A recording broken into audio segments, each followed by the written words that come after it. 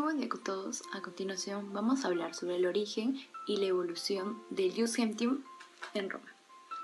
¿Qué podemos decir de Jus Gentium en Roma? Este permitió la transformación de las distintas clases sociales, ya que, como bien sabemos, siempre han existido tres diferentes clases y a las cuales siempre han estado en una constante lucha.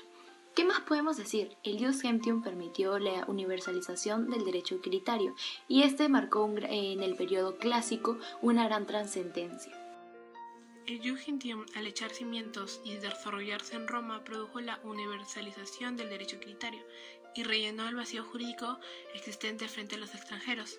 En un sentido amplio, el Jus Gentium trata de las reglas básicas para el entendimiento aplicable a todas las colonias y provincias romanas, designando la parte del derecho público referidas a las relaciones de Roma, el equivalente al derecho internacional. ¿Qué debería ser este derecho internacional? Una única y exclusiva legislación civil para resolver las controversias individuales y reglar las relaciones de los estados o naciones confederadas. Surgirían así dos derechos, un derecho civil y universal y el derecho constitucional general. La finalidad del derecho es facilitar la adaptación del individuo en la naturaleza y entre sus semejantes.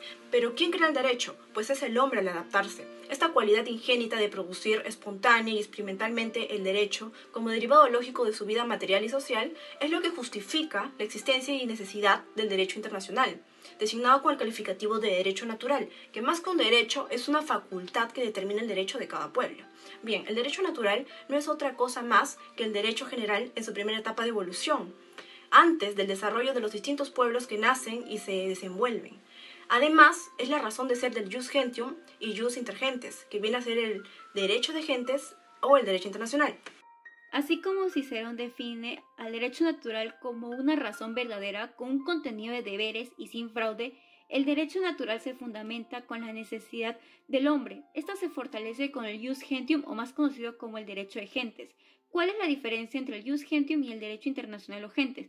Esta última se basa en la variedad de fines e interpretación, y el Jus Gentium en el derecho del extranjero tradicional que tenga facilidades y una equidad natural.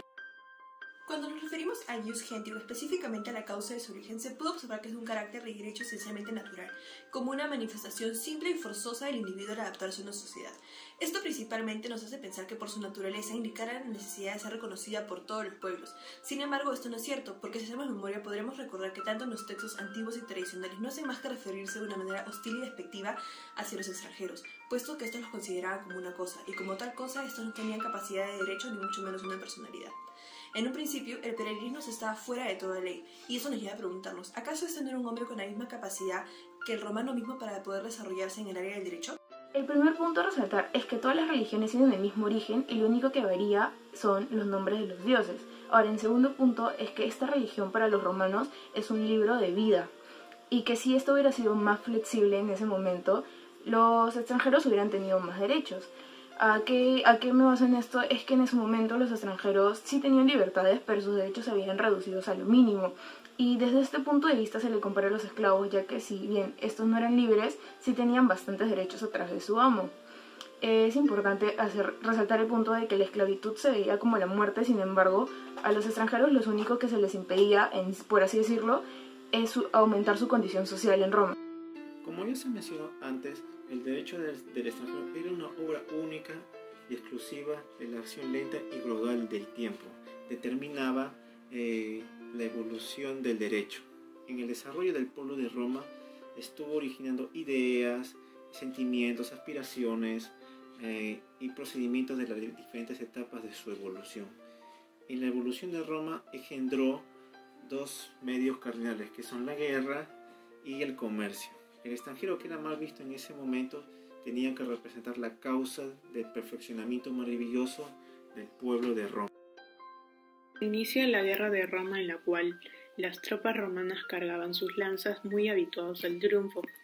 Traían no solamente abundantes tesoros, sino también traían principios nuevos, ideas desconocidas, sensaciones extrañas, de hechos y de cosas ignoradas. Por otro punto, el derroche de lujuria y frenesí de las batallas ganadas abrió los caminos internacionales, y es así que la acción de la guerra sirvió de instrumento en la realización de fines distintos a sus designios, y que se transforma el derecho del extranjero. Los comienzos de la evolución fueron duros y penosos en la época en que imperaba con su verdadero rigor el Jus Quiritium, aplicándose al extranjero los conceptos que le colocaban en una extraña situación antes diseñada. Por el hecho es que Roma, que trabajaba por los factores naturales que creaban la situación, se sintió necesitada de reglamentar y sancionar las relaciones de los extranjeros. Entonces, se recurrió a una función, a un medio indirecto, creando una institución por cuyo ministerio los extranjeros se incorporaban al derecho. El mismo procedimiento vemos que surge en diversas ocasiones en la historia de Roma. Si hablamos sobre reforma de legislación plebeya, en lugar de arribar a una ley, a lo que se llegó fue a un magistrado que representara una verdadera institución. Y de esta forma nacen el hospitium y el patronatum, las cuales son dos instituciones con sus magistrados. Ahora hablemos de los recuperadores.